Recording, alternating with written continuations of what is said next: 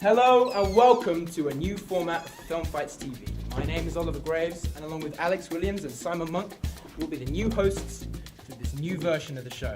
Now this week was the documentary fight in which our entrants had to make a 1-minute documentary on a subject of their choice. We've got our panel, our cinema. Let's do this, it's Film Fights TV. Yeah. Film Fights TV. We set the rules, you make the films, you decide the winner. If you're new to the show, then allow me to explain. We review the top films from the video competition site filmfights.com, because here at Film Fights TV, it's all about giving feedback to the filmmakers. And remember, you can check out all the entries to this fight at filmfights.com. The first film of tonight is called From Hauntings to Hollywood, and it's made by a fellow Film Fights TV host, Carl Pilkington. I'm joking, it's made by Simon Monk. Let's take it. I'm here at Waverly Abbey near Farnham in Surrey. It's the ruins of the first Cistercian abbey in England, founded in 1128. This ancient site is believed to be haunted by the ghost of a monk who was hung, drawn and quartered during the dissolution of the abbey in 1536. The apparition is said to be searching for his missing remains. In recent years, the abbey has become a popular movie location. Its appearances include Danny Boyle's apocalyptic zombie movie 28 Days Later and Edgar Wright's brilliant action comedy Hot Fuzz. After Nick Angel, played by Simon Pegg, discovers the bodies under the castle, he comes out through this small door and gets stabbed by Danny Butterman, played by Nick Frost. The door is actually a fireplace and doesn't go all the way through the wall. In September of this year, construction began on Rapunzel's Tower for a big screen adaptation of the popular Broadway musical Into the Woods. The Disney film will star Meryl Streep as the witch and Johnny Depp as the big bad wolf, along with a host of other stars, and is set for release in December 2014. From Hauntings to Hollywood, what do we think? I would like to say. Jake. Like, I was there that very chapel earlier this year, and there's nothing paranormal about it, to be honest. Did we like how it didn't really have much of his own personal opinions on it? Yes. Yeah. It was very informative. Yeah. Very informative. It seemed more focused on the Hollywood side. Yeah. I know it was only a minute long, but it was like, oh, it used to be haunted, and now actually there were some films filmed here. But they didn't see that. Neither the two things seemed connected in any way. I thought maybe there's a bit more connection to that. Yeah, that's something I agreed with. I thought it didn't really have enough focus on either one. It should have either stuck to one or the other. I think that is due to time limit though. I think, in a 1-minute thing it's quite difficult to, you have to go for one or the other, don't you? To cram something in 30 seconds each. It's, then the audio did come across slightly rushed, but I guess that's just how it is. I felt just like scrolling through a Wikipedia page and just interesting, but like not really coherent. I mean, the place was good. I mean, I recognised it from 20.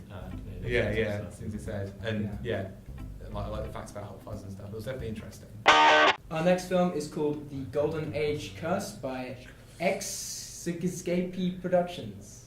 Sorry if I'm saying your name wrong. Escape. At the turn of the 20th century, the world was experiencing two unique phenomena: the rise and rampant spread of spiritualism and the golden age of stage magicians. Each owe the other for their immense popularity and perhaps for each other's demise. Star magicians of the Golden Age toured the globe with their elaborate shows, which usually included a spiritualism expose. This led to battles in newspapers and courtrooms, and spiritualism, which once boasted 8 million members, began a steady decline. In a strange twist of fate, magicians didn't fare too well either. Out of the 10 top magicians of the Golden Age, 9 died tragic deaths. Was this just a strange coincidence, or was there a Golden Age curse? You be the judge. There was a very nice sort of production value to it, well, for a minute film. Yeah. But it seemed very open-ended. And so we could have done with a bit more closure than just sort of like, oh, it could have been this, it could have been that. I like the story. It was very informative. I like the whole concept and stuff about the all magicians that they are because of the magic. But it was really overshadowed by. And I'm sure they were really difficult to do. They looked like iMovie, like transitions and effects, and the sparkly little yellow magic dust things didn't really work for me. I'd rather more focus on the actual content than fancy imagery. They could have used some work, but it was still, you still got the point across fairly clearly.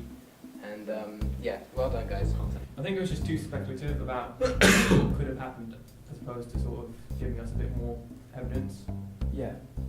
So give more facts. Yeah, I mean, it was really interesting, and it got me sort of curious about what actually happened. But at the same time, it just felt like there could be too many holes in it. I feel like if you watched it again, you could pause it on each of the different pictures, because there's so many different. I mean, the aesthetic evidence was there. I mean, there was the posters and stuff were really nice. They were gone in a second. Yeah, they were just like, it was like boom. You didn't get a chance to But read it. Yeah. So that's another thing. Obviously, 60 seconds, it's tough to get a lot of information in a way that people actually absorb it and take it in properly.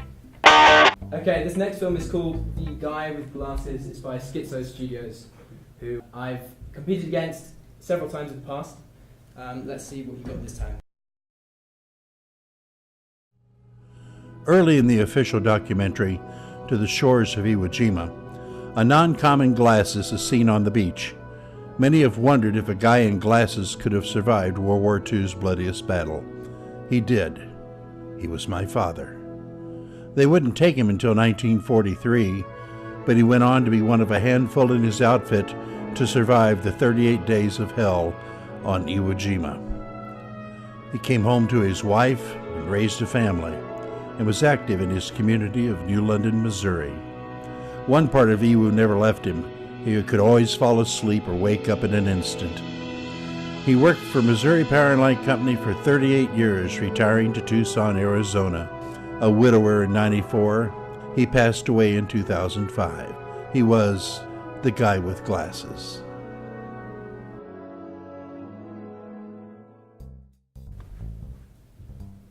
So, film about World War II, very biased towards his own dad. Oh, It was a nice little personal documentary. I wouldn't call it personal, say it's subjective. I see, yeah. So it's So, like biased either. No. That was nice. It was simple. It was honest, Yeah, and really it nice. just Got made it it straight to the point. Yeah. And it covered it perfectly. Yeah, and it wasn't over sentimental either. I felt Yeah. it was I think- pitched right. Yeah, That's I mean, nice. it was very objective. He was the guy with glasses. At the ending, when it came out of the title, I did think I was going to say "Coming to cinemas near you." But it had very like Susie music to it. Mm. Like the only thing that wasn't that quite Just the good. cut between pictures. No, I'd say was the microphone quality, because it's like quite static. Mm. But other than that, I think that's because it was quite loud though. Yeah. And it might be the recording volume was too loud, but yeah, I really enjoyed it. that was good. yeah. So, did you guys like how it sort of had the whole, not just him when he was at war, but the rest of his life, and you just Yeah, it's nice to show Yeah, what okay. his life was like after the war, which is Yeah. the most like historically like important event in his life. But he moves on from that and yeah. carries on. He's just an old person that carries on the rest of his life. It's just- More than just a guy with glasses. yeah, exactly. Would you say that's your favourite so far? Yes. Yeah. Cool. It's a shame it's your competition. Yeah. Okay, well done, Schizo. You did well. Our next film is called Another Brother, and it's by Stormfront Reno.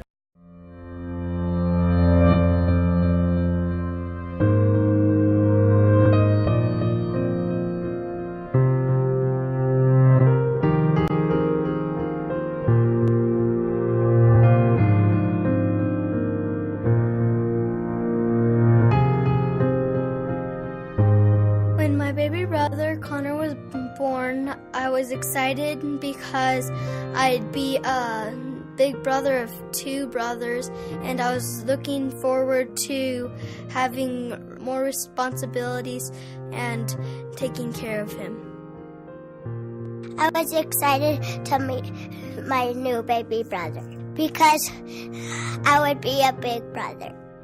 Meeting my baby brother for the first time was exciting.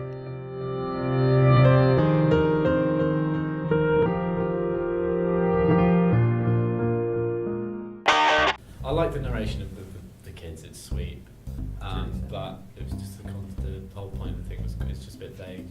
The first like half a minute of it is literally just shots at the hospital, and it felt like 24 hours in A&E, but 1 minute in A&E. Yeah. It didn't tell much of the story until halfway through when you hear the children speaking, which was nice to hear, because it was just like a nice personal story. But yeah, I don't know, like the last video where we saw the guy who went home, maybe it would have been nice to see some footage of the kid going home, just like something extra to add apart from it being in the hospital. Yeah, I think it should have been maybe more focused on the brother story. Like made about how children react to having a sibling. Because usually you think kids are like, oh, I don't want to share, I don't want another child, I'll get less attention and blah blah. But they're actually really excited. So maybe sort of hearing something about a mother's expectations, what they might think, and then actually this is what they really think. Too many shots lost for at the start. Yeah.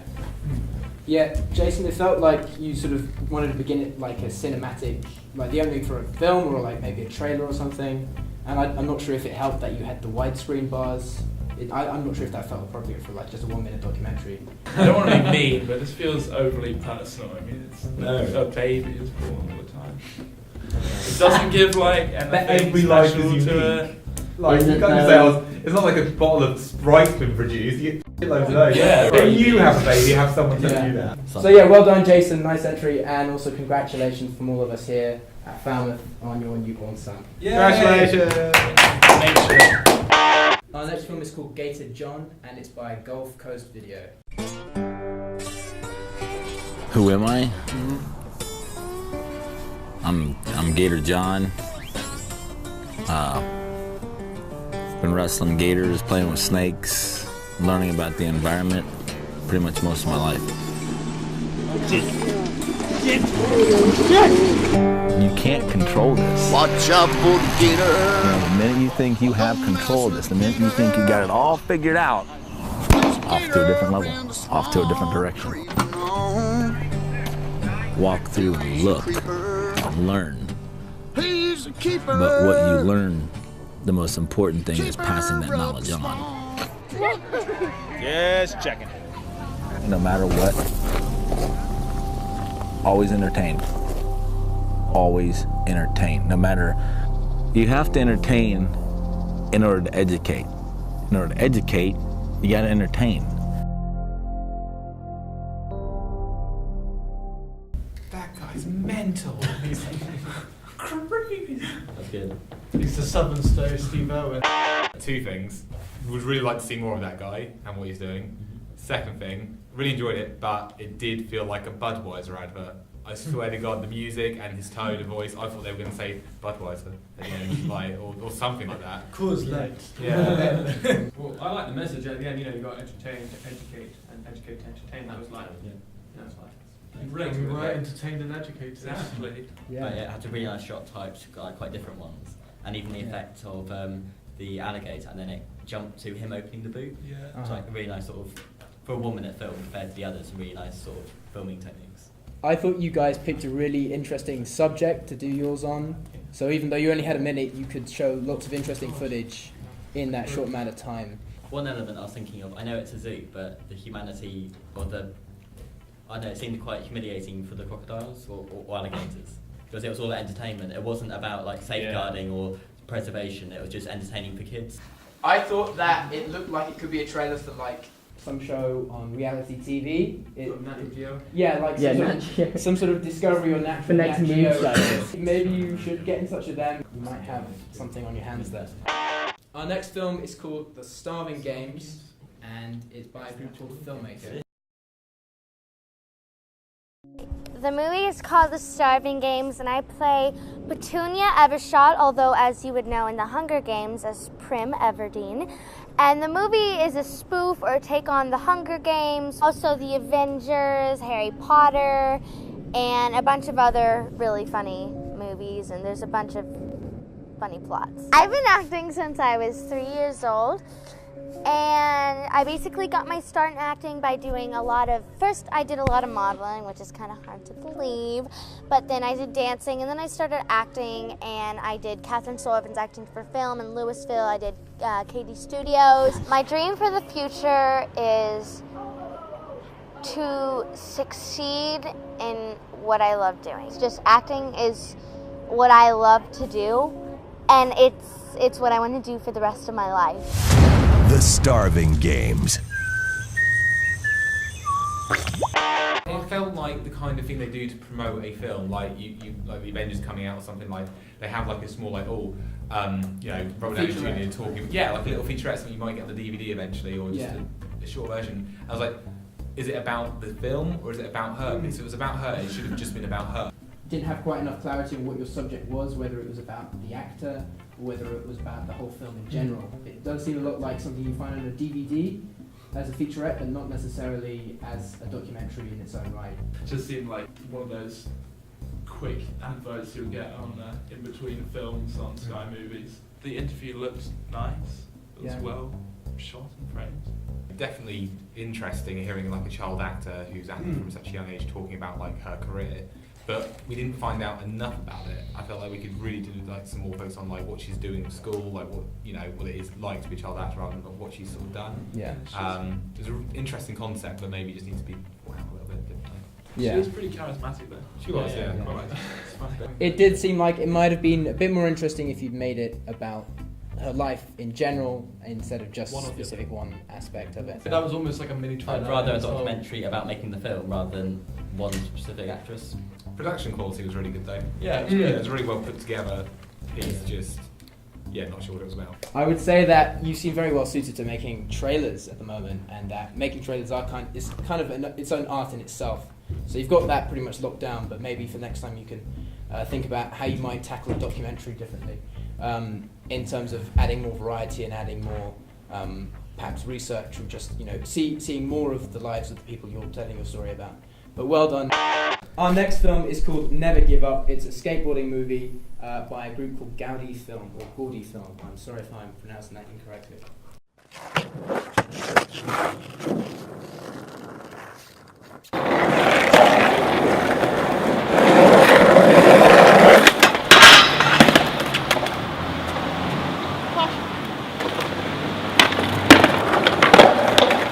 Skaten is einfach fertig, ist einfach irgendwie... Ich habe einfach, wenn ich skaten ist nie fröhlich, es ist einfach so... Ja, es ist jetzt einfach Skaten, es ist jetzt einfach irgendwie ohne Skaten keine Ahnung, es ist einfach jetzt komisch ohne Skateboard zu sein. Skaten ist einfach... Skaten ist einfach... Ähnlich ist zum Flexen eine kleine Motivation. Also irgendwie zum Skaten gehört auf Fresse fliegen. Es ist... Aber... Ohne wär's komisch. Ohne wär's komisch.